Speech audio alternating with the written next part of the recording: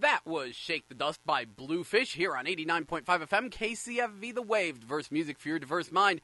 I'm your host, Jell, and I'm here to tell you that after a unfortunate 3-week hiatus, GameBabble Live is back, so stay tuned until noon, where we will do the news and the weather, and then following that, GameBabble Live, your video game news and information show, which is supposed to air every Tuesday from noon to 3 p.m. I hope you will join me. Until then, though, here's Terrified by Childish Gambino here on 89.5 FM KCFV Ferguson. Thank you so much for listening. That was The Show Must Go On by Celine Dion featuring Lindsey Sterling here on 89.5 FM KCFV The Wave, diverse music for your diverse mind. I'm your host, Jell, and good news! After a 3-week hiatus due to horrible illness, it appears the plague has hit Florissant. I'm back. So, after the news and weather at noon, we will have GameBabble Live, our video game news and information show, which airs every Tuesday, when I'm not sick, from noon to 3 p.m.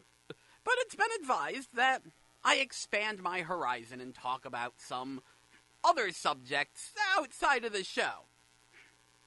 And I thought about it, and one of my big beefs with trying to talk about other subjects is the fact that everything these days has gotten political. So, this is a segment I like to call Why I Hate Politics. We have been doing this every week, and well, for 3 weeks so far, and then I got horribly sick. But we've been talking about this. You know, why I'm really not a fan of overly politicizing everything. And today's reason is because I see it as being really childish. Now, that probably sounds really backwards to you, but it's the fact that it sounds backwards that makes it forwards. That makes sense, trust me. The problem here is that politics are seen as something, this is going to sound so stupid, but they're seen as like the pinnacle of adulting. The most adult thing you could do is discuss politics.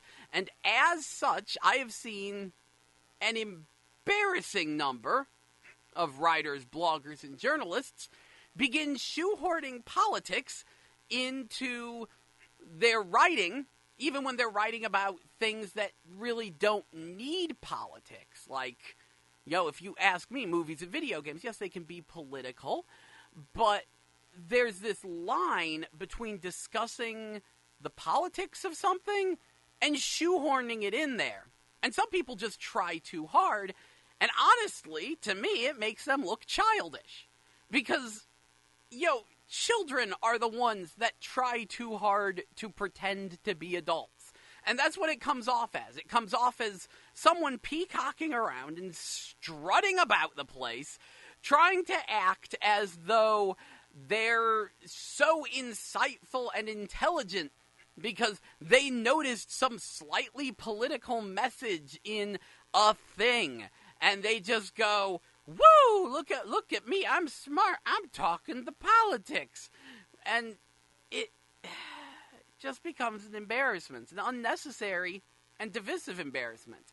I've already spoken at length about how politics are one of the most divisive things in the world. How, way back when we were hanging out on Xbox Live on 360, me and my friends implemented a thing called the bar rule, which is the only thing you don't talk about is religion and politics. Because those are the things that freaking start fights. And it's actually kind of funny how when you take religion and politics out of the discussion, things tend to go pretty smoothly. It is amazing how much that aspect can be so divisive. And so I just find it weird when I see writers, bloggers, even journalists just taking a crowbar and shoving their political ideology into everything they do, even when it is unnecessary. And honestly, it's usually unnecessary. And you can tell me all day about how we are all political beings and how the personal is political. And I will tell you that that is the antithesis of my very being, and how I think that is the worst mindset to have. I might be alone on that, but I don't care, because there comes a point where you just need to stop. Anyway, that about wraps up that little rant for right now. I know it wasn't particularly long, but it was a thing I wanted to cover. Anyway, let's hit up a local artist with Vestibule by 56 Hope Road here on 89.5 FM KCFV The Wave. Diverse music for your diverse mind. Thank you so much for listening, and please stay tuned until noon for the news, weather, and GameBabble Live. See you there.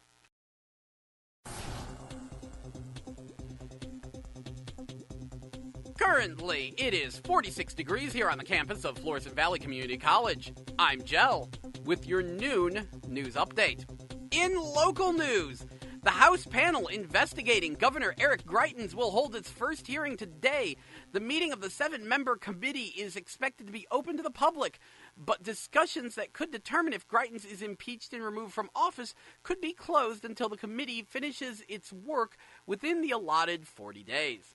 The investigation was triggered by Greitens' arrest on a felony invasion of privacy charge after he allegedly took compromising photos of a woman he had an affair with. Some students in the St. Louis area will be taking part in a nationwide protest for gun control.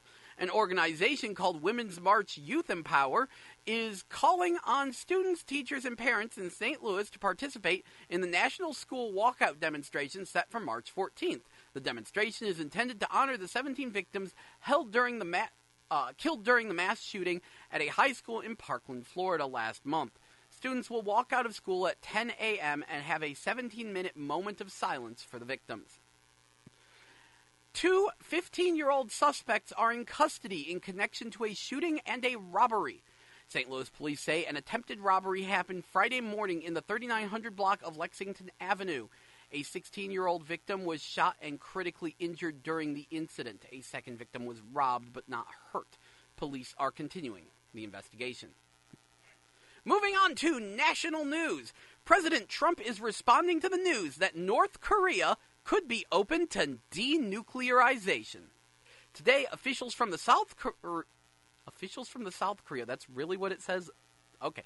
Officials from South Korea said North Korea's leader, Kim Jong-un, is willing to begin negotiations with the U.S. on abandoning its nuclear weapons program. Trump tweeted today that possible progress is being made for the first time in many years. On the flip side, here's my worst nightmare. 15 homes are being evacuated in the Pittsburgh area after a train collided with a tractor-trailer hauling hydrochloric acid. About 44,000 gallons of the dangerous chemical have spilled at a railroad crossing near Centerville. Police say there are reports of injuries, but no word on how severe. Yeah, I think that might actually be my worst fear. 44,000 gallons of hydrochloric acid. Moving on. The Texas primary is underway today. Democrats are looking to the deep red Lone Star State as a sign of growing enthusiasm within their party. They've already surpassed GOP voter turnout in the week leading up to the primary. And SpaceX is celebrating its 50th successful launch of its Falcon 9 rocket. The launch happened just after 12:30 Eastern Time this morning from Cape Canaveral Air Force Station. The rocket took off from Complex 40, carrying a communications satellite. CEO Elon Musk compared to the size of a city bus. It's the largest satellite SpaceX has ever launched. In campus news, Caribbean Fest 2018 is tomorrow, March 7th, from 11:30 a.m. to 1:30 p.m. in the Student Center Multipurpose Room. Promising sunshine, food, drinks, music, and more. Hang on 1 second. Let me check the weather. It's going to be mostly cloudy tomorrow, so scratch the sunshine. But it'll be indoors, so it'll be fine. Moving on. Here at Florissant Valley, we have a bunch of Women's History Month things going on, including tomorrow from 4 p.m. to 4:30 p.m., there will be a film screening of The Body Beautiful by Ngazi Onwurah.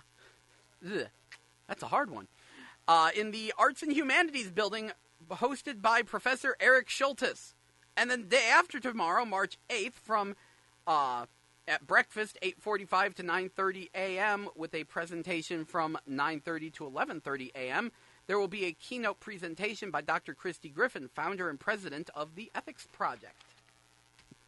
And moving on from that, it is time for the weather. Today, there will be showers and wind in the evening with a high of 47, low of 31. I've heard some people predicting possible snow. I don't see any snow on weather.com, but you never know. We're in Missouri. Wednesday, though, it'll be mostly cloudy with a high of 40, low of 26. So colder tomorrow, I'm sorry. But Thursday, it'll be sunny with a high of 42, low of 28, so still colder than today. It'll finally start warming up a little bit on Friday, where it'll be mostly cloudy with a high of 52, low of 35. Saturday, there will be showers in the evening, high of 55, low of 36. Really, we're not hitting over 60 degrees until Saturday, although they're looking at a high of 59 next Saturday, I mean. They're looking at a high of 59 next Friday, though, and a high of 58 next Thursday, so, you know, almost nice weather. We're getting to almost nice weather. Kinda okay-ish weather. Anyway, that wraps up the news and the weather coming up. So I'm going to kick you not just back to the music, but to a Women's History Month break. And then there will be Circus Sideshow by Hollow Point Heroes. And when we return, it will be time for GameBabble Live, your video game news and information show, which airs every Tuesday, when I'm not sick, from noon to 3 p.m. Well, noonish. So please stay tuned to 89.5 FM KCFV The Wave, diverse music for your diverse mind. Thank you so much for listening. That was Circus Sideshow by Hollow Point Heroes here on 89.5 FM KCFV The Wave, diverse music for your diverse mind. I'm your host, Jell, and welcome back, finally, not just to the stage of history, but to GameBabble Live, your video game news and information show, which airs every Tuesday when I'm not sick from noon to 3 p.m. Once again, I'm your host, Jell, and I'd like to sincerely apologize for the 3-week unexpected break. I had the plague. There was some kind of weird cold flu bug. It's been going around the North County area, and it is horrible. Very, very horrible. Like, at one point, the side of my face had swollen up like I had a golf ball in there. My mouth was, like, permanently in a face. So, yeah, not beneficial for doing a radio show. Anyway, it is good to be back. And we love to kick the show off with what new games came out this week, what's coming out next week, and then what anime are in theaters. So let's get ourselves started. What came out on PlayStation 4? Well, a couple days ago, Life is Strange Before the Storm Farewell came out, along with the Rocket League DC Superheroes DLC pack. Moving on, today, Assassin's Creed Origin, The Curse of the Pharaohs DLC has come out, along with Bravo Team, a PlayStation VR game you should probably avoid buying. We will discuss that later. But there's also DJ Max Respect, which is a great name. That is sort of a Beatmania clone out of Korea that's been on like PSP and Vita for a while, and now it's finally coming to PlayStation 4, so that'll be enjoyable for a lot of people. Then there's Fear Effect Sedna. Yes, Fear Effect is back. You know, the one PS1 game with the cel-shaded but not art style and the lesbians? Yeah, that one's back. Moving on, Final Fantasy XV Royal Edition has been released, which contains all the DLC so far, but don't get too excited because there's still another year's worth of DLC on the horizon. Also a game called Frantics. I guess maybe there's a boxed release of Life is Strange Before the Storm. Not 100% sure, so don't quote me on that one. Midnight Deluxe, North Rangi, which I believe that's like a weird VR puzzle adventure game. Scribblenauts Showdown, TT Isle of Man Ride on the Edge, and Way of the Passive Fist. In 2 days, 3D Billiards, Billiards and Snooker, 3D Mini Golf, Audio Beats, and Island Flight Simulator come out. And then on the 9th, One-Eyed Kutkh, and Super Hydora come out. Moving on, Xbox One this week. Life is Strange Before the Storm Farewell, Rocket League DC Superheroes DLC Pack, Assassin's Creed Origin, The Curse of the Pharaohs, Fear Effect Sedna, Final Fantasy 15 Royal Edition, Life is Strange Before the Storm, North, all caps, Scribblenauts Showdown, TT Isle of Man, Ride on the Edge, a game called Nine Parchments, and Way of the Passive Fist, and then on the 9th, Darwin Project Game Preview, One-Eyed Kutkh, and Train Sim World Founders Edition. Moving on, Nintendo Switch also got the Rocket League DC Superheroes DLC Pack, and Fear Effect Sedna, North, and Scribblenauts Showdown. On the 8th, though, it will be getting Arcade Archives, Neo Geo, Real Bout, Fatal Fury, Bit Dungeon Plus, Bleed 2, Earthlock, iZombie, Midnight Deluxe, Steriden Binary Stars, The Men of Yoshiwara Ogiya, The Trail, Frontier Challenge, and World Conqueror X. And then on the 9th, Flint Hook, One-Eyed Kutkh, Spy Chameleon, and Turtle Pop Journey to Freedom. Moving on, 3DS got Brickthrough, and the PlayStation Vita got Midnight Deluxe, North, and Velocity 2X Critical Mass Edition. And then on the 8th, Root Double Before Crime After Days Extend Edition. That's a name. And on the 9th, One-Eyed Kutkh. Moving on, next week, the PlayStation 4 is getting Armello Deluxe Edition, which I assume is Armello with probably a boxed release with all the DLC. Not 100% sure.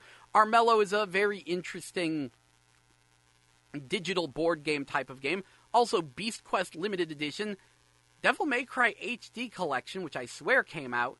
It says Golem, but that actually just got delayed. We'll talk about that later. Pure Farming 2018, the 25th Ward, the Silver Case, and the Raven Remastered. Following that, The Long Reach, then Surviving Mars, then Burnout Paradise Remastered will all be coming out next week for PlayStation 4. On Xbox One, they will be getting Beast Quest Limited Edition, Devil May Cry HD Collection, even though that already came out, Pure Farming 2018, Spiral Splatter, The Raven Remastered, and then The Long Reach, Surviving Mars, Burnout Paradise Remastered, and a game called Tesla vs. Lovecraft. Hello! That's what I'm talking about. What is this? Tesla vs. Lovecraft is an intense top-down twin-stick arena shooter. Play as the enigmatic inventor Nikola Tesla, harnessing the static energy to power up Tesla mech and give Lovecraftian nightmares a lesson in horror. Yes, thank you. Thank you. Okay. Moving on. Next week for Nintendo Switch, Coffin Dodgers, Danmaku Unlimited 3, Spiral Splatter, and then The Long Reach Bingo for Nintendo Switch, Neon Wall, and World Neverland, Elenea Kingdom. But on Friday, Kirby Star Allies comes out. New Kirby game, everybody. Get hyped. And also Splatoon 2 Starter Edition. Moving on, nothing really on 3DS next week, but PlayStation Vita is getting Hakuoki Ito Blossoms. For all the ladies, that is very much a dating sim for women with lots of hot samurai guys. So, if that's your thing, Hakuoki Ito Blossoms is hitting PlayStation Vita. So that wraps up our new game releases for this week and next week. But what anime are in theaters? Well, for some reason, Yu-Gi-Oh! The movie is coming March 11th and 12th. It is dub only because that was actually a film commissioned by 4Kids. I don't think it has a Japanese version.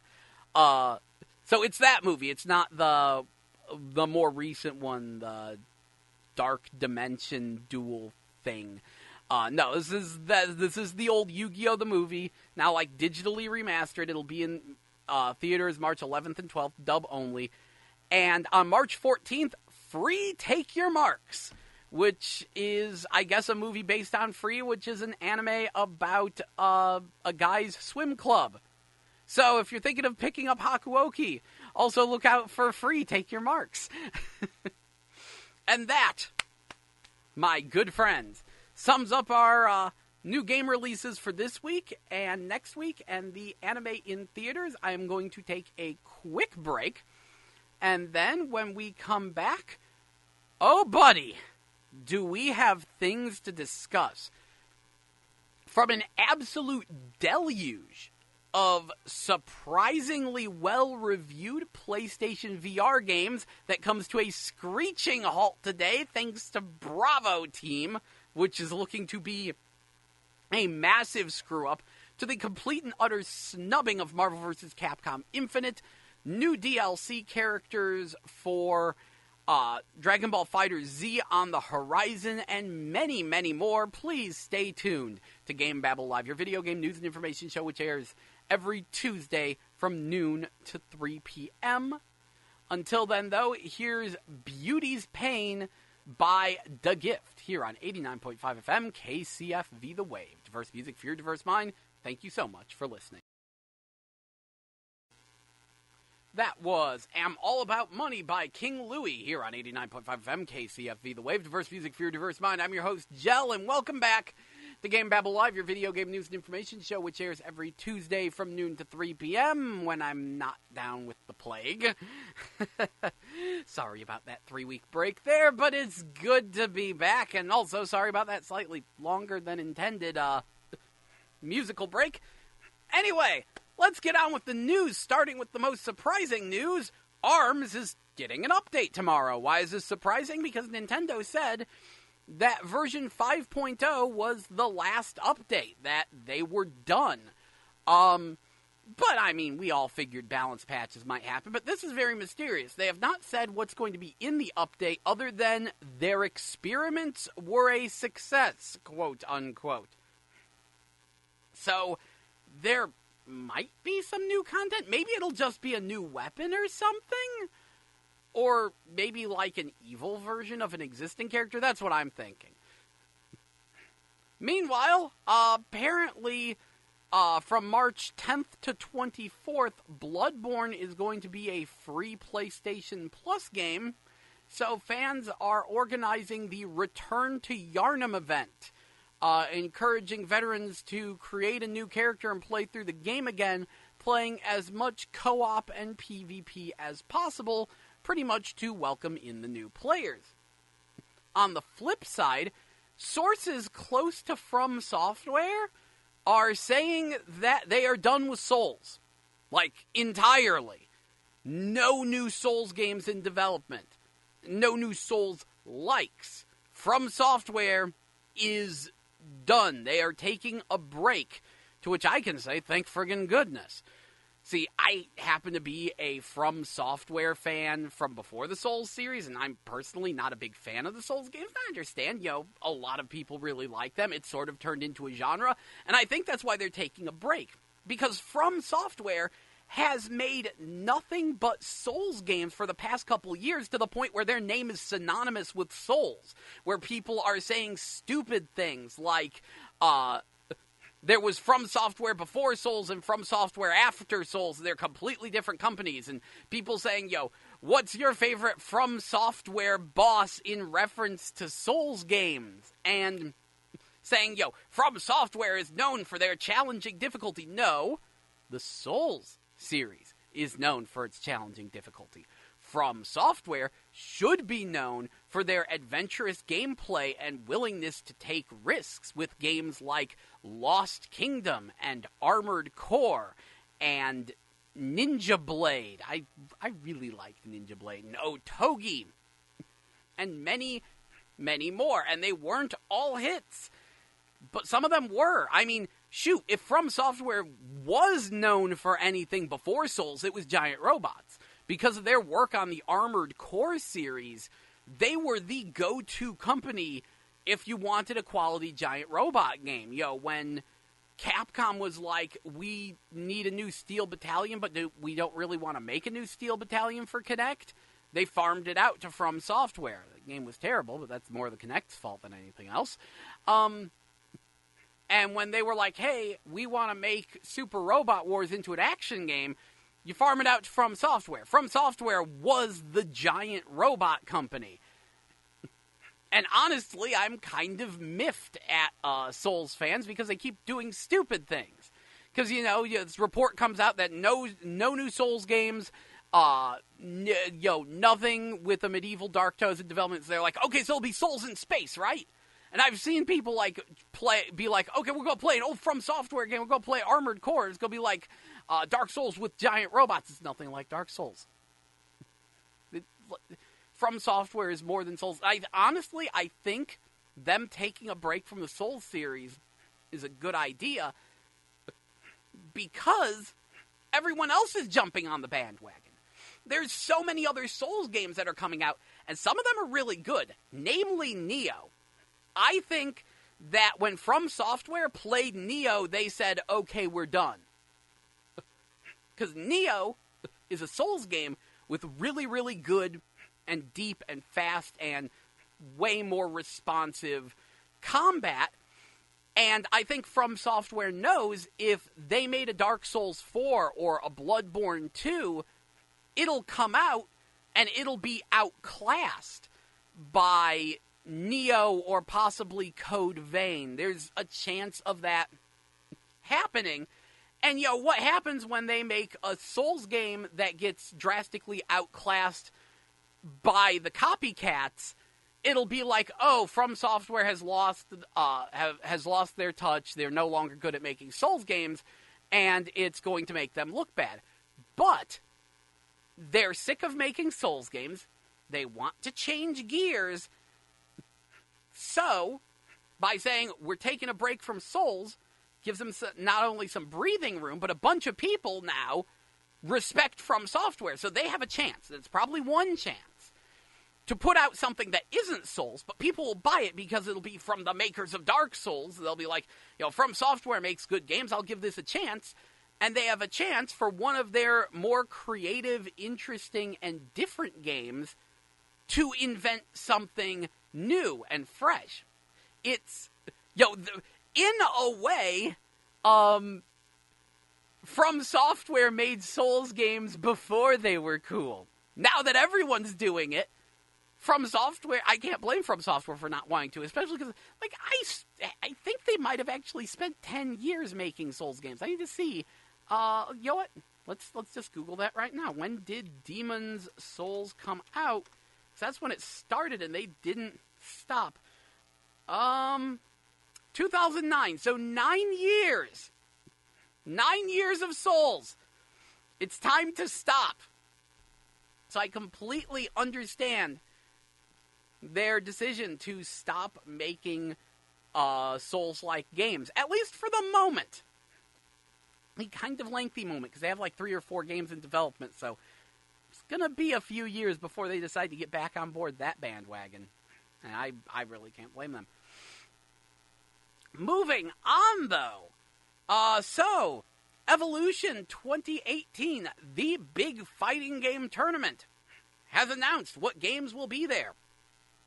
And they will be Tekken 7, Street Fighter V Arcade Edition, Injustice 2, Super Smash Bros. Melee, Super Smash Bros. For Wii U, Guilty Gear Xrd Revelator 2, Dragon Ball FighterZ, and BlazBlue Cross Tag Battle.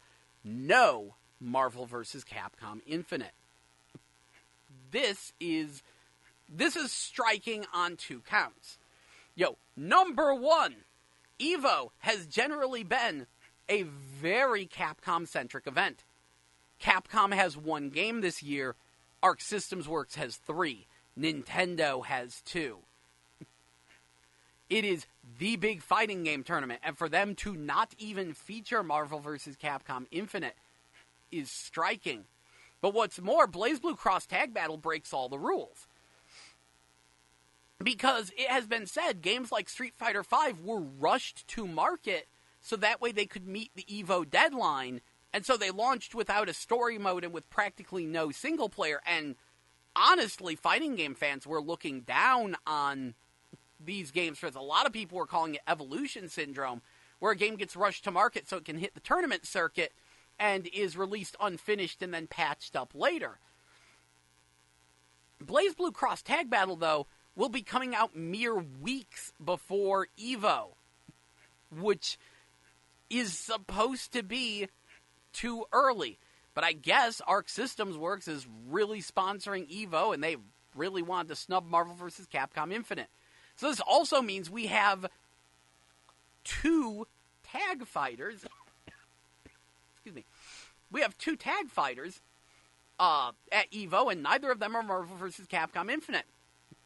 And yeah, the guy in charge of EVO has just outright said that he was very disappointed in Marvel vs. Capcom Infinite. He kinda wants to send Capcom a message. And apparently the tournaments for it have been going poorly, because Capcom has been doing Marvel vs. Capcom Infinite tournaments, but they've been very poorly managed and poorly handled. I don't know all the details. So this is kind of the ultimatum to Capcom, saying, you really screwed up and need to right this ship, because, yeah, you all screwed up. But speaking of BlazBlue Cross Tag Battle, supposedly the game will be sold at a lower than normal price. Here's the deal. There's been some controversy about the game because half the cast is going to be DLC, and a bunch of people are like, this is BS, because they're literally just copy-pasting characters from other games, with the exception of the Ruby characters. And people are like, this is complete BS. But according to Arc Systems Works, after you buy the other characters as DLC, it will just cost the same as a normal game. The game will be sold at a budget price, then you buy the DLC characters, and now it's normal price. Supposedly. I don't trust them as far as I can throw them, and this could be a way to try to weasel an extra $10 or $20 out of players, and that's not going to be a good look. Having said that, apparently all the Ruby characters will be free DLC.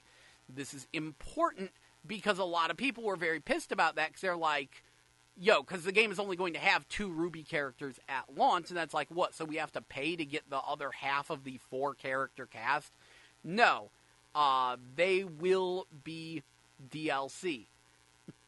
Moving on, Ridge Racer 9 for Nintendo, or Ridge Racer 8, I'm sorry.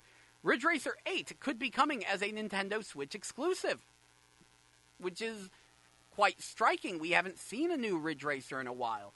Ridge Racer is generally the we're launching a new system game, and neither the Xbox One, PlayStation 4, or Wii U for that matter, has had a Ridge Racer.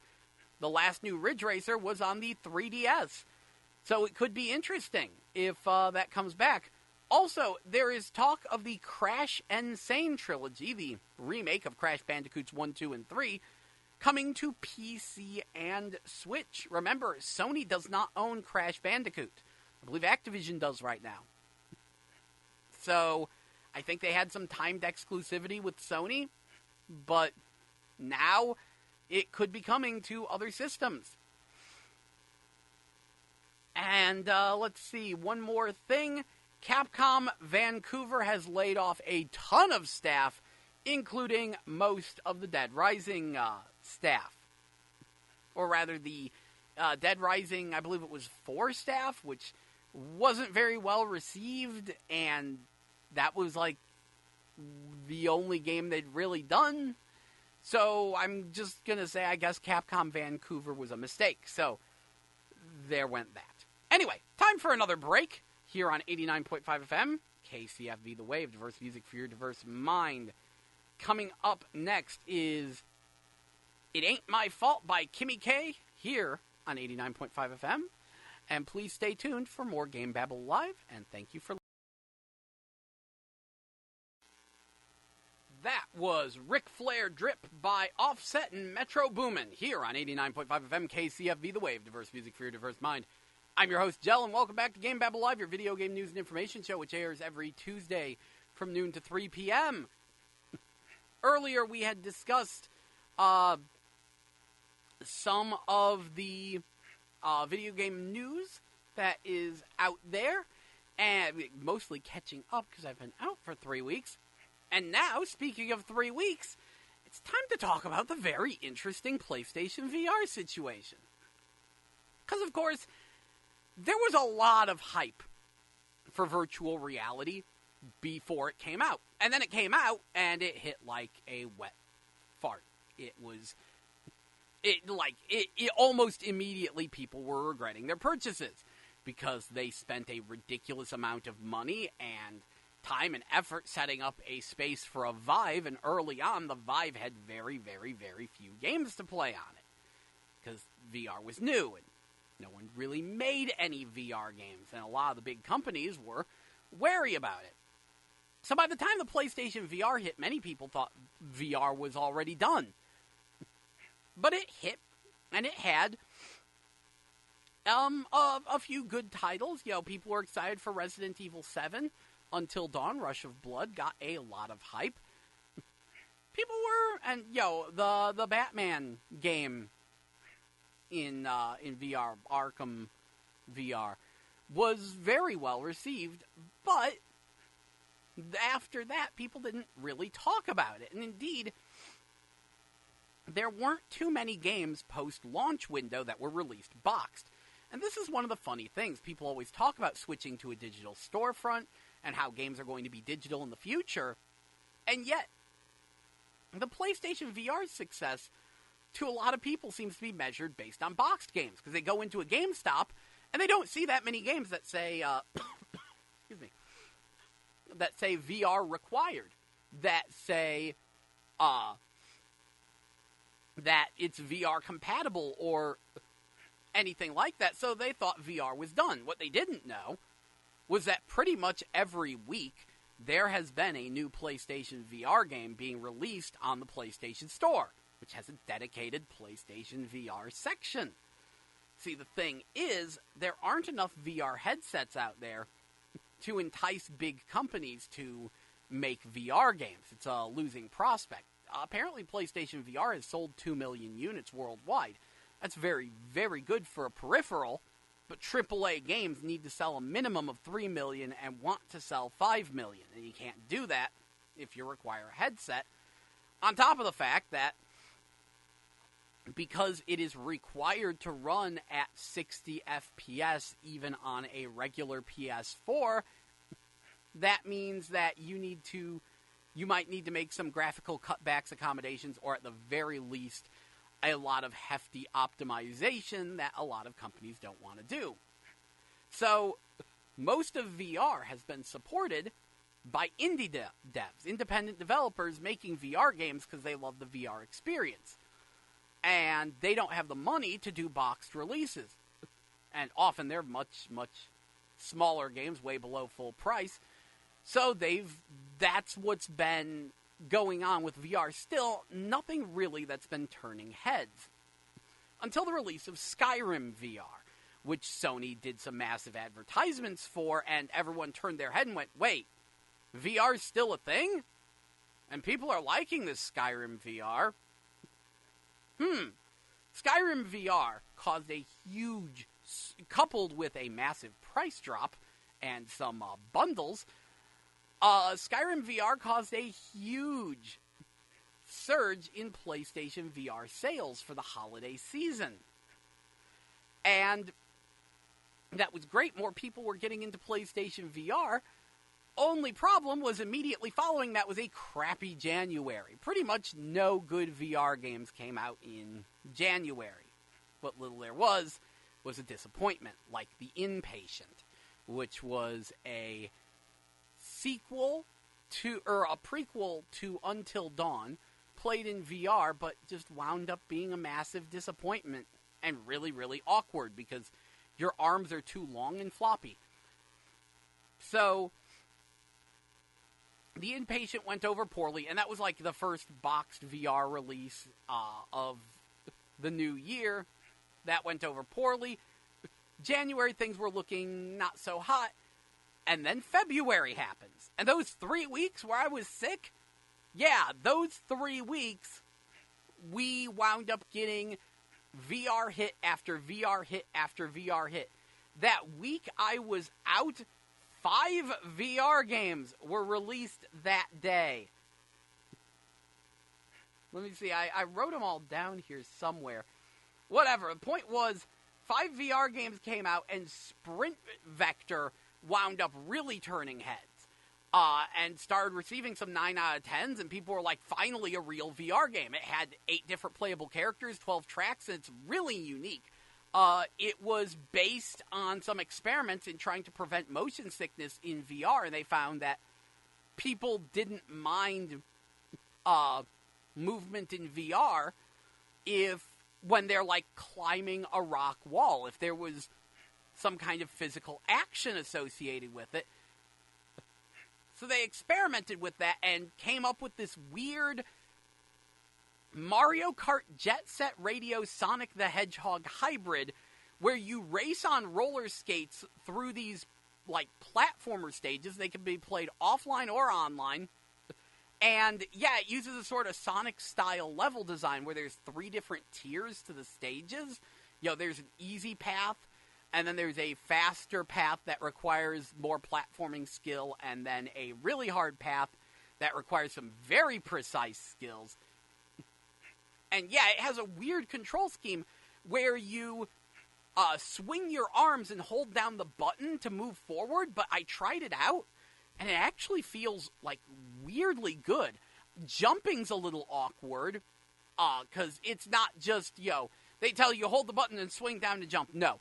You hold the button, and then what you're doing is you're grabbing the air like you're grabbing a wall. And once you realize that's what you're doing, you need to fling yourself like you're grabbing a wall. Because I've managed to jump backwards, doing it the other way. So it's a little tricky, and there's definitely a lot of nuance to it, but the stages, they're like platformer stages. There are sections where you're jumping over bottomless pits. There are points where you have to dodge spikes and duck under jets of flame. And yeah, the game very, very much made you sweat. In the following weeks, we received other amazing games like Apex Construct Knockout League and recently Moss, which is also receiving some 9 out of 10s. Both Sprint Vector and Moss have a comfortable 84% score on Metacritic, with again 9s and 9 out of 10s under their belt. And it's funny because these games came out like within 2 weeks of each other. They're both getting these very high scores, and they're radically different. While Sprint Vector requires you to stand up and use the moves and really swing your arms and sweat, Moss is a game where you sit in a chair and you use a regular controller and the camera doesn't even move outside of, moving your head. So it's going to be very good for acclimating to VR. And a lot of people look at it and they're like, what's even the point of playing this in VR? And scale. Scale is the main thing. A lot of people don't realize how much VR affects scale. See, Moss is a third-person game in VR, and I've heard people say, I don't think third-person games will work. No, they do, but when you play a game in third person, your characters wind up looking kind of like action figures, because you expect everything to be one-to-one scale. So when you're looking at things from a third-person perspective, it generally tends to feel like you're playing with action figures. Moss capitalizes on this by making the main character a little mouse with a sword. So, you're playing this game and you look, and your main character, which is a mouse, is the size of a mouse. And it winds up, you look around and it really feels like you're, like, in this forest environment, sort of crouching on the ground, playing with this little mouse. And yeah, it's divided up into separate screens, kind of like the original Legend of Zelda. You know how in the original Zelda it showed one screen, and then when you moved to the edge of it, it paused as the screen scrolled over? Same idea here. You get to the edge of the screen, it fades to black, and then it fades back in on the next screen. It doesn't look like there's a whole lot of combat in it, though there is some combat. Very puzzle-based, but yeah, you see analog stick to move the mouse, X jumps, square attacks, and then you move the controller around to move this ball of light that you can use to pick up and grab objects and help the little mouse out and things like that. It's a beautiful game. Some people are even calling it a masterpiece, and of course folks look at it, they're like, well, if it's such a masterpiece, why does it have to be in VR? I'm jealous. Well, if it wasn't in VR, it'd just be like, oh, this is, you know, kind of an Ico-y Shadow of the Colossus Zelda-y game with a mouse. That's nice, but you wouldn't get the same effect. It's that sense of being there, that sense of place, and that sense of scale and presence that wind up elevating Moss as a VR game. It absolutely could have been played without VR, but they went with this. And all of these games have been below full price. Other interesting games that have come out include Apex Construct, which is actually a full-fledged VR shooter adventure with a bow and arrow, because shooting bows and arrows in VR feels really good. So it was very nice of them to actually sit there and say, let's make a full-fledged archery adventure thing. And, like, you're in a weird, twisted post-apocalyptic world where you're the last human and there's robots running amok and you fight them with a futuristic bow and arrow and you solve puzzles. And it's like a full adventure, and it seems very nice. One of the other ones that really turned my head has been out for like a year on PC, but now it's finally on PlayStation VR, and that's Knockout League. It's Punch-Out in VR. Like, just flat out, it's Punch-Out in VR. You have crazy opponents. Their intro sequences are almost exactly like the ones for Punch-Out Wii, and it plays like Punch-Out, meaning it's not a boxing simulation.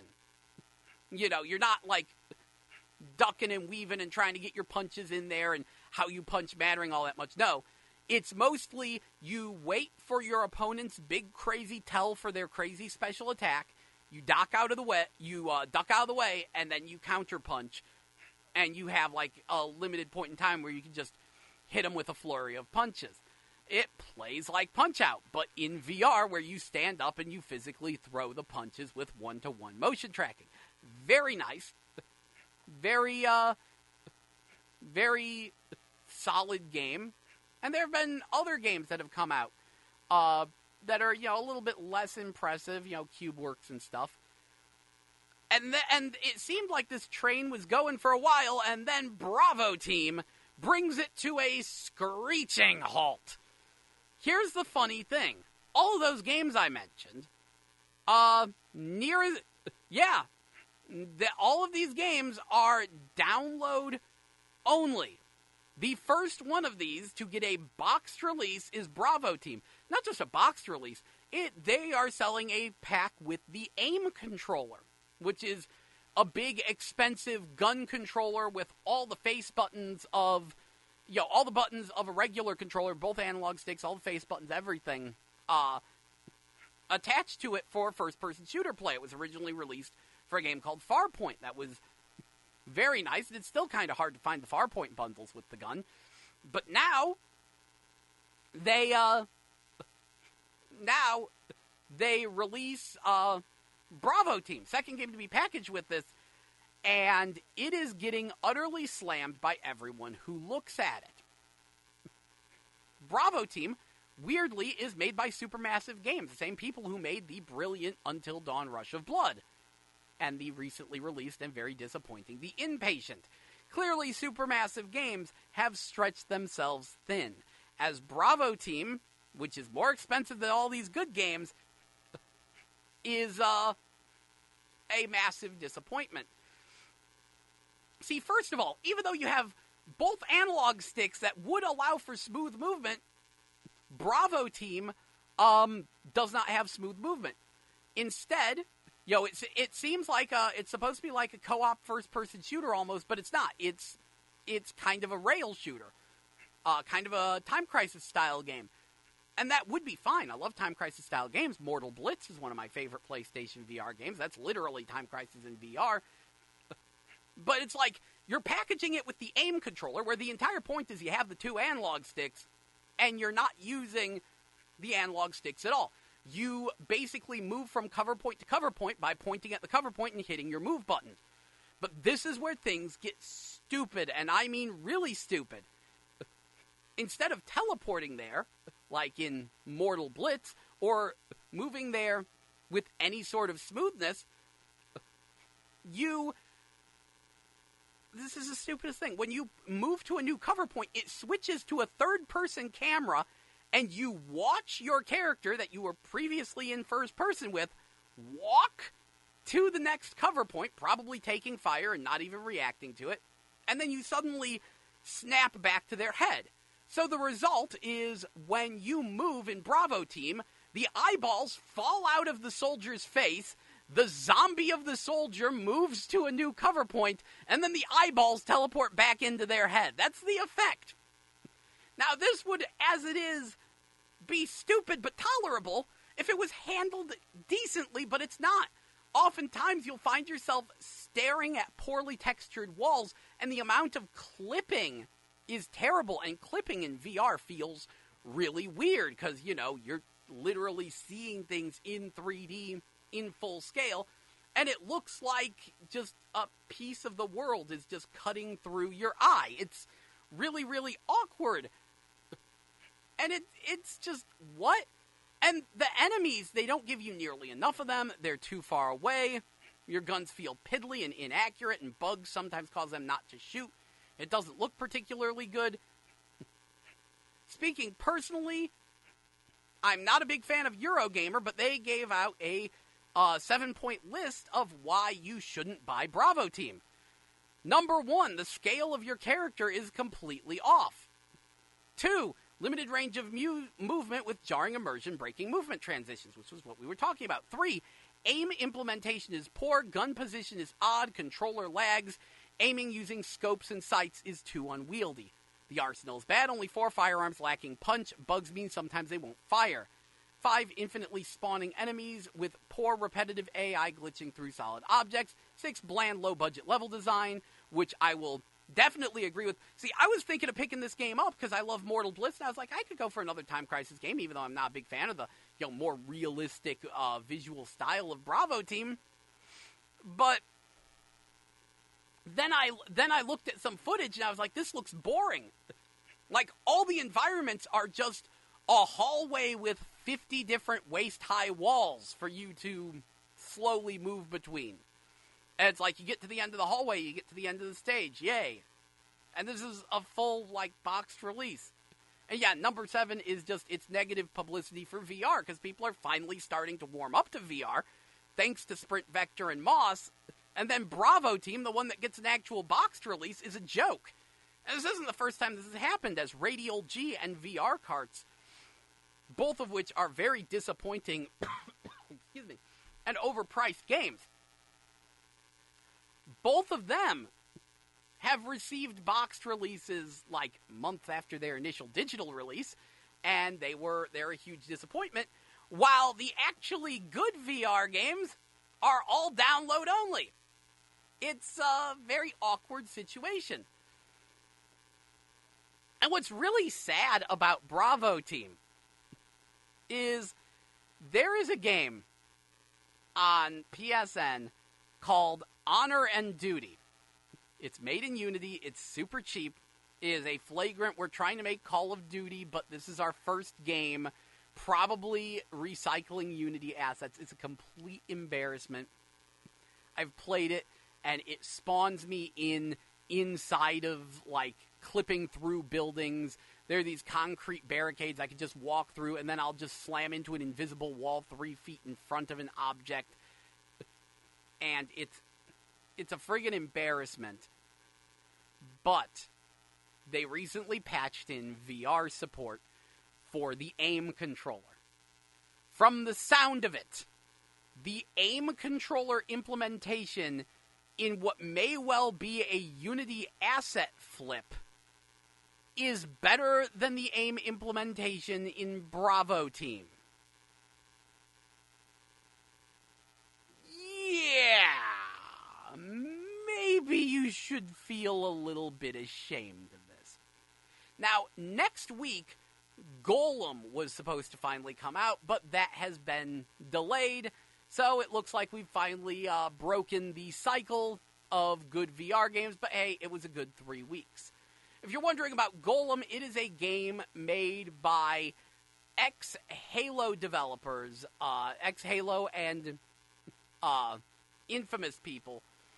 It was going to be their first game as Highwire Games, and the idea was that you played a child who was critically injured and still wanted to explore the world, so they learned how to make golems that they can, control and see through the eyes of, and at first you just make these little tiny golems and you explore your room, and eventually you're building 15-foot-tall giants and getting into sword fights with other golems in ancient ruins. It looks very promising, a bit on the artsy side, but I can roll with it, but it has been delayed. They said it's still coming soon, so probably still spring, just not next week, which is a disappointment, especially because I think that one might actually be getting a boxed release, but it is definitely better to delay your game than to be an embarrassment like Bravo Team, which actually was delayed and is still a massive embarrassment. But I'm so glad we got, 2 good VR games before Bravo Team to prevent, VR from just outright looking terrible. Anyway, it is now time for a quick break. So, coming up next is... speaking of failures... Human by Rag & Bone Man, the Mass Effect Andromeda theme. Please enjoy. Thank you for listening, and stay tuned to 89.5 FM KCFV The Wave. Diverse music for your diverse mind for more GameBabble Live.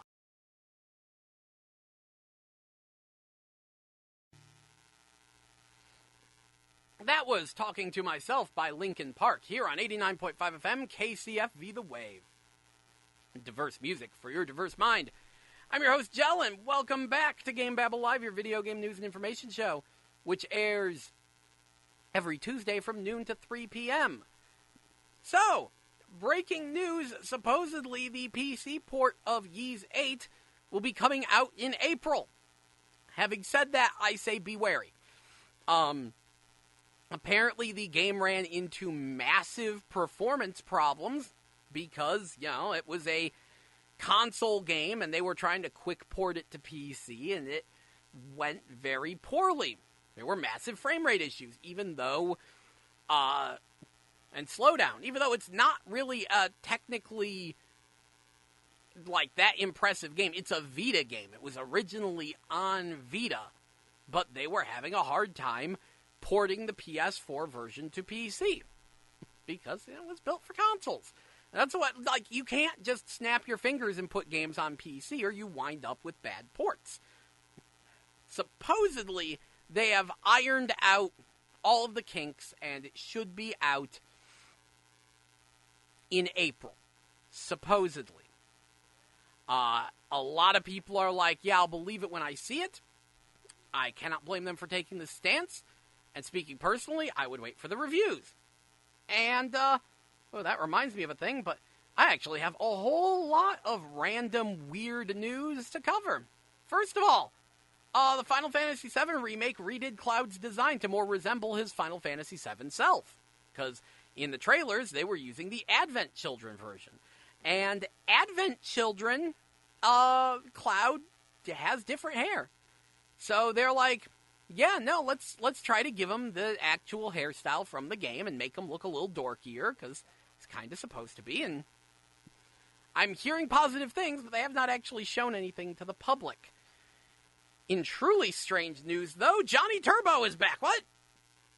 Yeah, For some reason, a couple weeks ago on Nintendo Switch, they released a game called Johnny Turbo's Arcade Gates of Doom. Now, Gates of Doom is an isometric arcade action RPG by Data East. What that has to do with Johnny Turbo, I have no clue, but they will be releasing more games under this Johnny Turbo brand, which makes the least sense possible. You're probably saying, who the heck is Johnny Turbo? Well, way back in the 90s, there was a system called the TurboGrafx 16, and when they created the one with a built-in CD drive called the Turbo Duo, for some reason they decided it was a good idea to advertise it with a man named Johnny Turbo. They took out multi-page ads in different video game magazines to run a miniature comic book about a guy named Johnny Turbo who beat up guys that worked at Faka with their Faka CD, and told people that the Faka CD was not the first CD-ROM-based video game console, but rather the Turbo Duo was. He looked like a fat old guy dressed like Kid Vid from the Burger King Kids Club. And the strangest thing is, and this is why it's all really weird, he's a real person. They reveal that his normal name is Jonathan Brandstetter, who was a person who worked at TTI, which was like the American company handling the TurboGrafx. And ironically enough, after they went out of business, he went to work at Sega on some 32X games, like Star Wars Arcade for the 32X. There is video evidence of him showing off the Turbo Duo on TV with Sherlock Holmes, which is actually a point in the comics. And yeah, he seems like a very soft-spoken, nice guy who is probably like a programmer or manages the programming team. So why they turned him into the dumbest-looking superhero ever and have him punching Faka guys who are secretly robots, I have no clue. And I want answers. I would love to find this man so I could ask him, what happened? Why did they do this to you?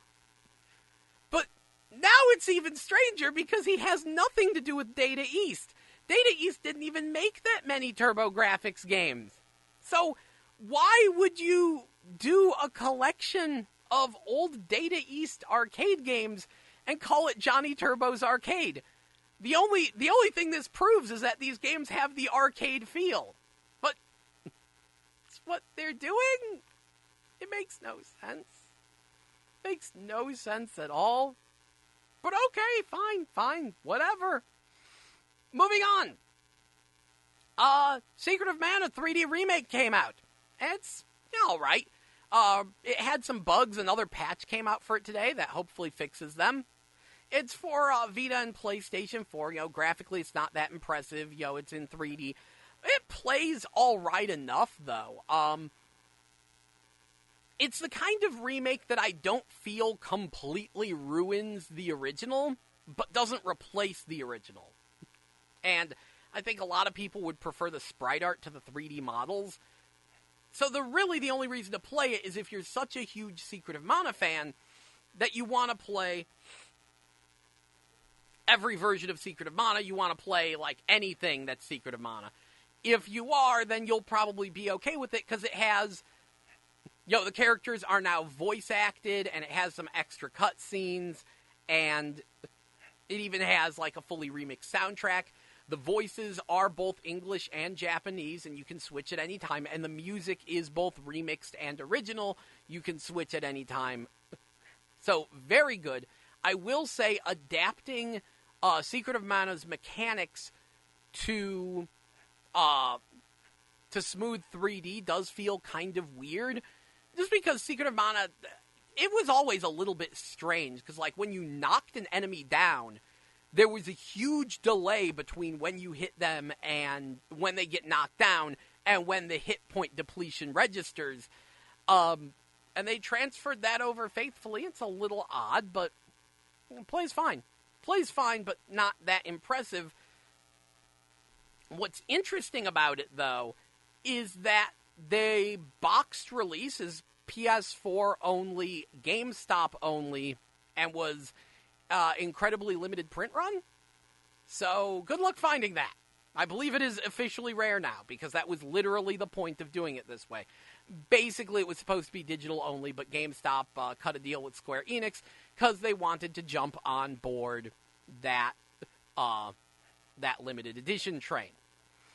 Moving right along, apparently Nyko Switch docks have been breaking switches on very rare occasions. Nyko says they will replace your Switch if this happens, but still, it is a disconcerting thing. But the good news is there's other third-party Switch docks out there, but you might want to watch some reviews. This has been something I've found very interesting. The reason the Switch docks are kind of popular is, number one, the official Nintendo Switch dock is stupidly overpriced and really not that well built.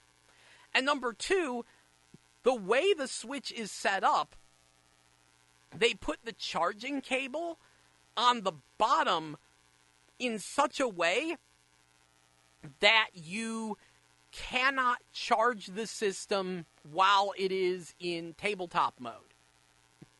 Like, when you have the kickstand out and you're playing it on the Switch screen and not on a TV screen, you can't, like, charge it sitting on a table because the cord gets in the way. So a lot of third parties are making cheaper Switch stands that will let you do this. It's a really weird design oversight by Nintendo. And apparently some of them are good, some of them are bad. Definitely look up reviews for them first. I bring this up especially because I was making some comments about the fact that I've seen some cheap Switch docks online and that I wanted to try them. But now I'm a little more wary knowing that they might be able to break your Nintendo Switch. So read up on that. But yeah, there's been some very interesting peripherals. Like a Chinese company released some new controller shells for the Joy-Cons. You know, the controllers that slide on the side that, you know, can give them different color schemes and make them super pretty. You know, they're not new Joy-Cons. You take the existing ones and you put these shells on there. But what's really interesting is one of the shells puts a D-pad over the buttons, so that way the system has an almost proper D-pad. Apparently, it's not quite as good as a real D-pad, but it's better than just the buttons if you're playing it that style. And this is quickly just becoming something very interesting about the Switch. Due to its modular nature, it could be a very interestingly customizable system. I mean, the fact that the controller is broken in two halves, you could potentially just swap out one half for a different half. I'm very curious to see how this is going, and there's been some talks about making Joy-Cons shaped like pieces of GameCube controllers and stuff, so it's going to be interesting to see how that all plays out. Moving on, time for some Dragon Ball Z news. Dragon Ball Xenoverse 2 got a new story expansion featuring Jiren and some other characters. Actually seems like a pretty good story expansion. Add some new characters and clothing and things to get. And it's very interesting to see Xenoverse 2 continue to get story expansion packs. What's more interesting, though, is the way Xenoverse 2 and Dragon Ball FighterZ are crossing over, as apparently if you have Dragon Ball FighterZ data, you get Android 21 clothes in Dragon Ball Xenoverse 2. Meanwhile, having Xenoverse 2 data will get you something in FighterZ. I think it was like a Mira lobby avatar or something. So that's kind of cool. But speaking of Dragon Ball FighterZ, the first DLC is announced, and it is not regular Goku and Vegeta or Cooler, which is good because regular Goku and Vegeta being the first DLC would have pissed people off. No! Instead, it's Broly and Bardock, aka the ones that a lot of people expected and wanted. Especially Broly. Everyone loves Broly. And let me tell you, even the people who are... I get some of the criticisms of Broly, but let's just be honest here. At least he's not Jiren. In a choice between Broly and Jiren, I'll take Broly, because at least he has a personality. Even if that personality is just, I'll take that over Jiren. I don't like Jiren. I would rather have that. So yeah, they will be coming soon-ish. The thing that has people's eyebrows really raised is the fact that, for better or for worse, Bardock does go Super Saiyan. Which is disconcerting to people because they don't like the OVA where Bardock goes Super Saiyan, because that plot is really dumb and they don't want to consider it canon ever. And it probably isn't canon because it's really dumb. But Bardock does go Super Saiyan for his super move. Shrug. Moving right along, Soul Calibur 6 is proceeding smoothly, fingers crossed. Talk about that maybe a little bit more later. And we have some more news. There's so much news because we've been on such a lengthy break due to illness. But it is indeed time to take another short break. And when we get back, more news. And then we'll talk about how disconcerted I am with Square Enix.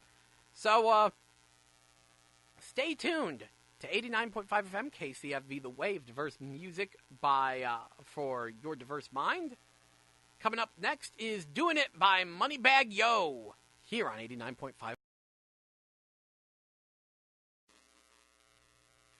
That was Not Good Enough by Hounds, here on 89.5 FM KCFV The Wave, diverse music for your diverse mind.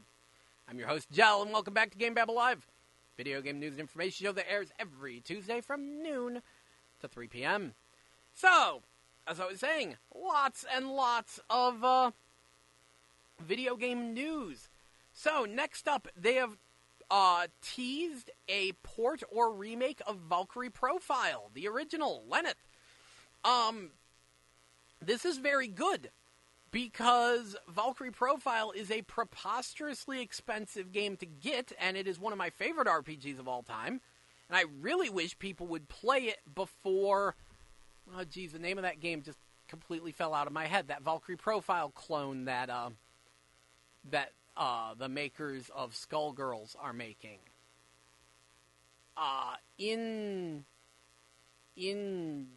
Oh, cripes, I just forgot the name. Starts with an in, you know the one I'm talking about.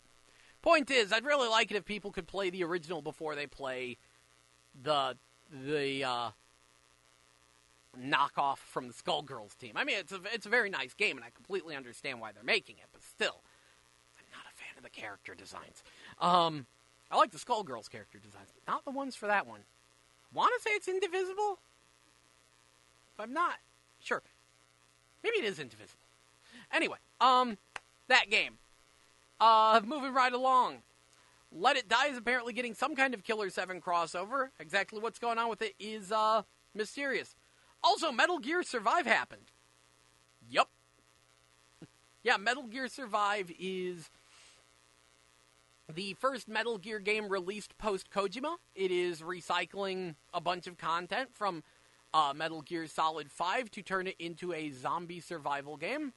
Some people are enjoying it. A lot of people are looking at it like a gigantic pile of crap. It is certainly a weird thing. Moving on, here's a weird one. The Yakuza 6 demo was accidentally the entire game, which explains why it was a nearly 40 gigabyte download. There was supposed to be a block in place to prevent you from getting further in the game, but the block didn't activate properly. People found a way to glitch around it and had access to the full game for free. Obviously, it has been pulled off the store, and I'm hearing something about them releasing a patch to prevent people from playing it. But this is very strange, because it had achievements and everything, which shouldn't happen. Like, I've had people who talk about how the game submittal process works for PlayStation 4 say that all of this is a thing that should not have happened, because you're supposed to release the demo as a separate game from the main game, and it shouldn't have achievements, and it's supposed to go through all this quality control and stuff. So it's very odd that Yakuza 6 was accidentally released like this. But it's taken down now. Moving on. Overwatch is getting a new character. It is Torbjorn's daughter, Bridget. So, people are excited about that.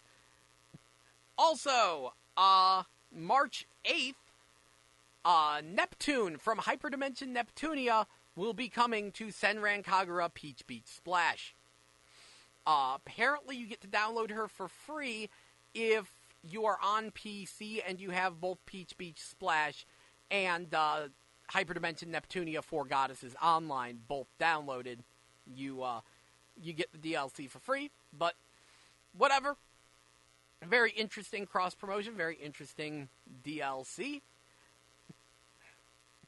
And also, Super Robot Wars. I thought it was, there's a new Super Robot Wars on the horizon. I thought it was supposed to be the end of this month, but it's end of next month. Super Robot Wars X will have an English-Asian release, will not be released in America, but you can order it from import sites. It'll be in English.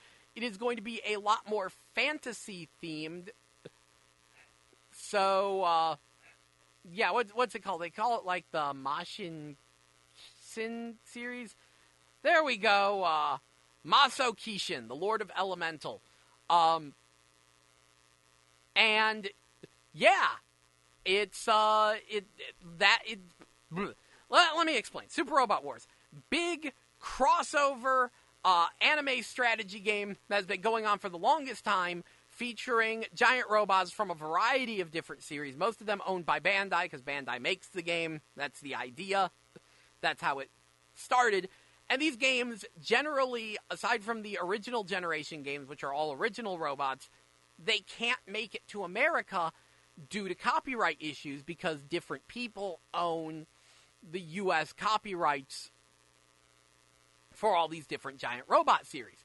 But now, thanks to the proliferation of releasing games in English for the Asian market, for like Southeast Asia and Korea and stuff, people are finally being able to play these games in English. We got our first one with license. We've had two so far.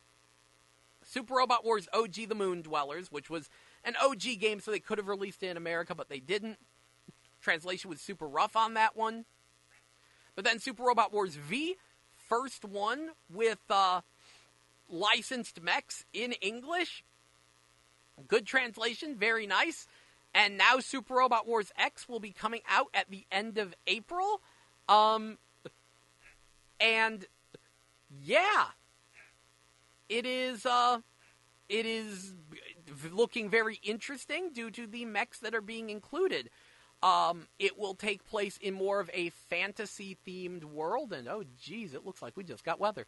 But anyway, it'll take place in a more fantasy-themed world, meaning that, believe it or not, the Nautilus from Nadia's Secret of Blue Water will appear as a carrier ship you can have in the game, along with Keith Courage in Alpha Zones, the pack-in title for the TurboGrafx 16. Because that was actually an anime-based game. The anime is called Mashin Hero Wataru. This will be his first appearance in the Super Robot Wars series. But yes, Keith Courage will be in Super Robot Wars. Aura Battler Dunbine, of course, will be returning, along with mechs from New Story of Aura Battler Dunbine. And hey, for one that people might actually know, Gundam Wing Endless Waltz is going to be making a comeback with this release, along with Gurren Lagann. So, if for some reason you always wanted to see Gundam Wing and Gurren Lagann in the same game, it's happening. Apparently they're going to have some mechs from Buddy Complex in there, which if I recall is a trading card game anime? Code Geass is also going to be represented, along with True Mazinger Edition Z The Impact, True Mazinger Zero versus Great General of Darkness, Mazin Kaiser, Cross Ange Rondo of Angels and Dragons, Brave Express Might Gain, Gundam Reconquista in G, let's see, Z Gundam, Double Z Gundam, Char's Counterattack Gundam F91, Crossbone Gundam, and the unchallengeable Daitarn 3 will all be joining some of the existing cast from previous games for even more giant robot action with very, very flashy special attacks. And Cybuster will be there too, which is an original mech that has been, like, I think it actually got its own anime after Super Robot Wars, but it was originally one of their original mechs, and it is a Lord of Elemental mech, so makes sense that it will be there. My only beef is that I think the main characters for this game look really, really boring, but hey, more Super Robot Wars. Always good times if you like some giant robots and strategy. And dang it, Keith Courage is in there. I gotta play it now. Woo! So yeah, there we go. That should sum up most of the interesting news I've been seeing recently. Yes. So, we will take a quick break, and when we come back, we will start talking about Square Enix and Soul Calibur 6, not related yet, as far as we know. Don't know if Soul Calibur 6 is going to have a crossover character. I'm personally pulling for Lubu.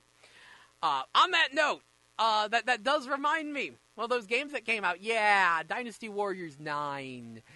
Apparently people aren't too happy with it. So it's going to be interesting to see Koei Tecmo backpedal on that one, because they do. They listen to the fans. They tried an experiment, and I think most of us can agree it was a failure. So it's going to be interesting to see what they do. But yeah, let's take a quick break for You Got Spirit Kid by Coheed and Cambria.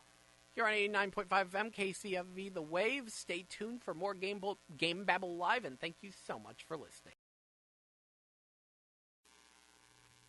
That was Malibu by Miley Cyrus here on 89.5 FM, KCFV The Wave, diverse music for your diverse mind. I'm your host, Jell, and welcome back to GameBabble Live, your video game news and information show. There's every Tuesday from noon to 3 p.m. So we've been over all sorts of video game news, and now I want to talk about something really ridiculous.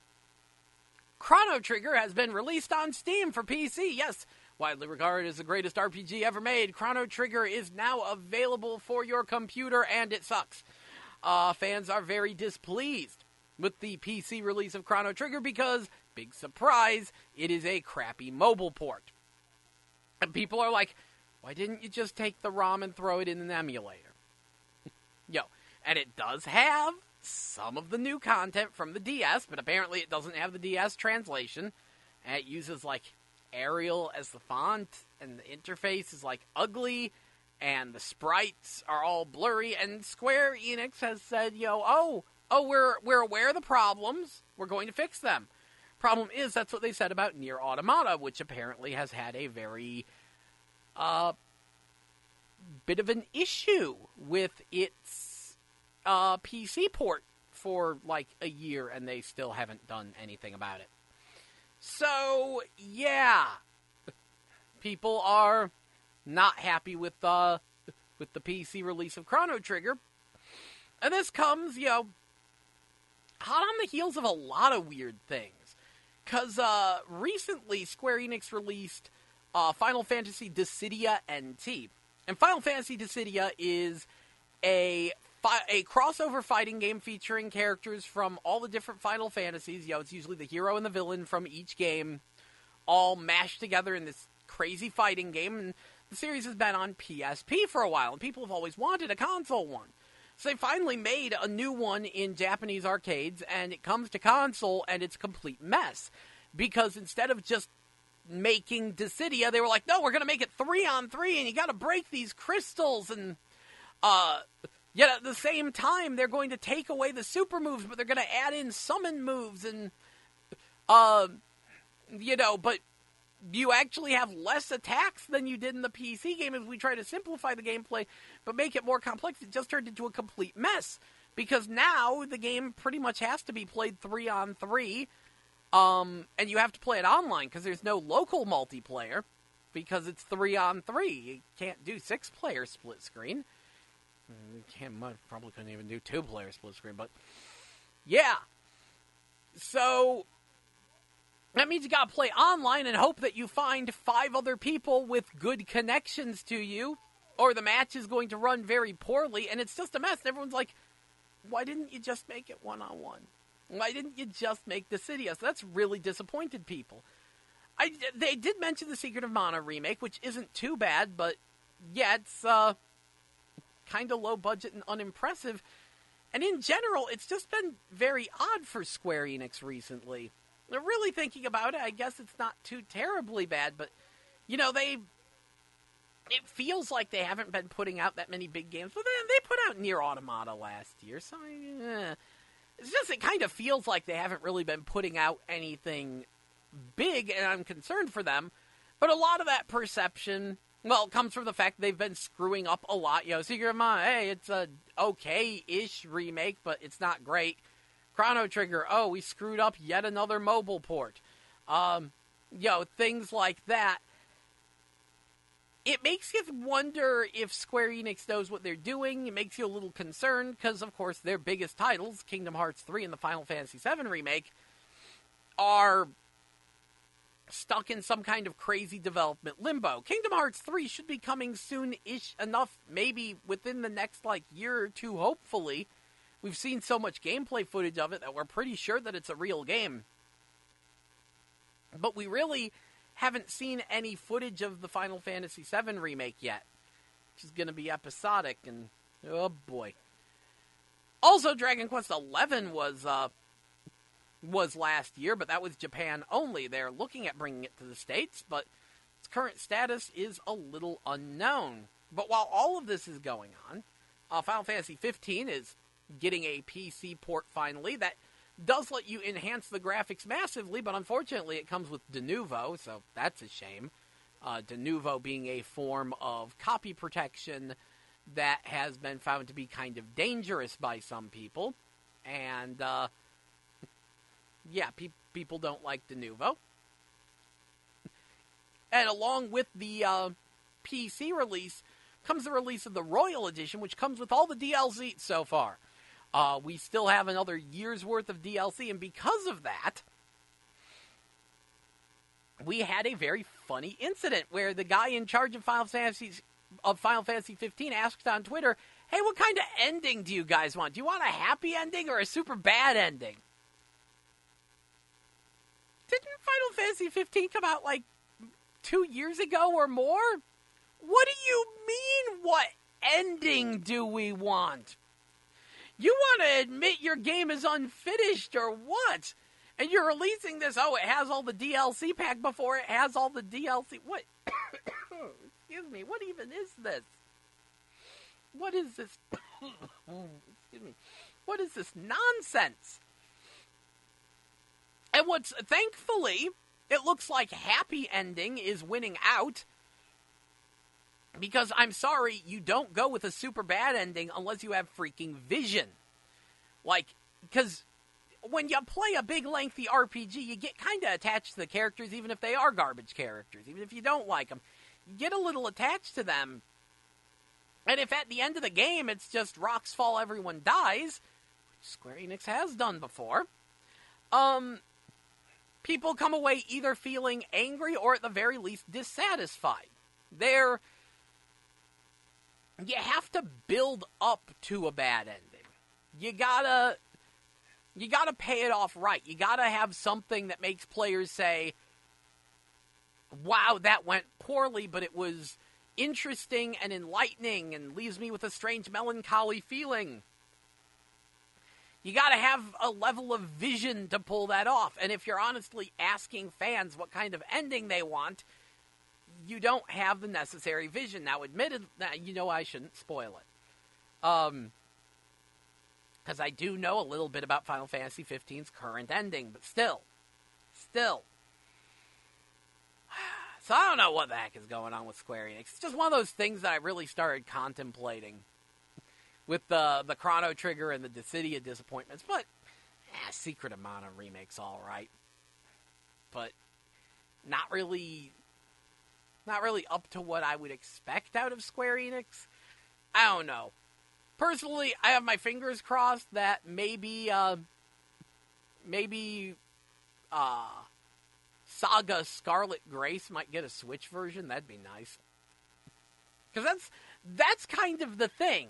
Right now, Square Enix is sitting there seeing what can we port, what can we re-release, because all of their big money is tied up in friggin' massive nightmare projects. It's all so freaking ridiculous. But anyway, thank you so much for joining me for today's GameBabble Live. I hope you've enjoyed the show. I hope you tune in next week, and I hope I don't get sick again. I've been doing this show for a while, managed to do, full year, without really needing too terribly many breaks, except for personal things, like I think I took 2. So, I would like to, I'd like to, keep going with the show, but yeah, that was some disease, and I'm sorry it, derailed everything. And I just realized I didn't even talk about Sword Art Online Fatal Bullet. I guess we'll cover that next week. Honestly, I'm hoping to put up a video on the GameBabble YouTube channel, which, just search GameBabble, you'll find it. I'm hoping maybe to soon cobble together a video talking about Sword Art Online Fatal Bullet. It's an interesting game. The best way to describe it is it's the kind of game that isn't all that good, and that there are games that do it better, yet somehow this version is more compelling in spite of its numerous flaws. It's like a crappier offline Destiny 2, and I emphasize offline because the online in that game is a joke. It's literally just boss fights. Even the PvP is just which team does the most damage to the boss. It's kind of dumb, and a shame too, because if I could actually play the full game online, it might actually be kind of incredible. Either way, I'm kind of hooked on it, having a good bit of fun with it, but it's a weird one. Stay tuned to the GameBabble YouTube channel. I'll put something up. I'll try to put something up this week on Sword Art Online Fatal Bullet. It won't be like a full review because I'm still very early in the game. Game seems kind of lengthy. But I've spent probably a good 10 hours with it, probably a little more, so I think I can give a decent opinion. Anyway, thank you so much for listening. Hope you tune in next week. Hope I am here next week. And, see you then. Until then, here is I Can't Quit by the Vaccines, here on 89.5 FM KCFV The Wave. Diverse music for your diverse mind. Thank you so much for listening.